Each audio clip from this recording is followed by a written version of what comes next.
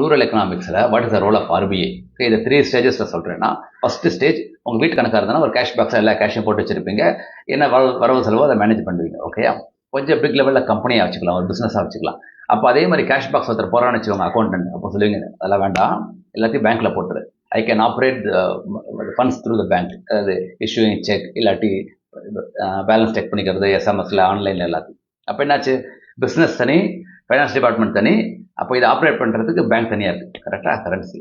இப்போ next level போகலாம், highest level போகலாம், தேர்ட் ஸ்டேஜ் கண்ட்ரி லெவலில்.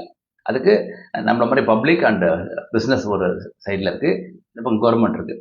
கவர்மெண்ட்டுக்கு they have the same finance department. அவங்க என்ன பண்ணுவாங்கன்னா, டேக்ஸ் கலெக்ஷன் பண்ணுறது, இல்லை இப்போ இன்னி மாதிரி பட்ஜெட் அனௌன்ஸ் பண்ணுறது, இந்த எக்கனாமிக் பாலிசிஸ் அதெல்லாம் பண்ணுவாங்க. ஓகேயா? அப்போ இவங்களுக்கும் இந்த கரன்சி மேனேஜ் பண்ணுறதுக்கும் ஒரு தேவை. கரெக்டாக? That is Reserve Bank of India.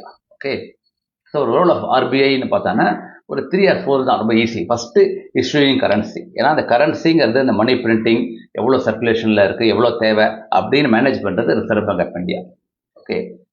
Next வந்து monetary stability. Monetary stability is a big word, அப்படி வேண்டாம்.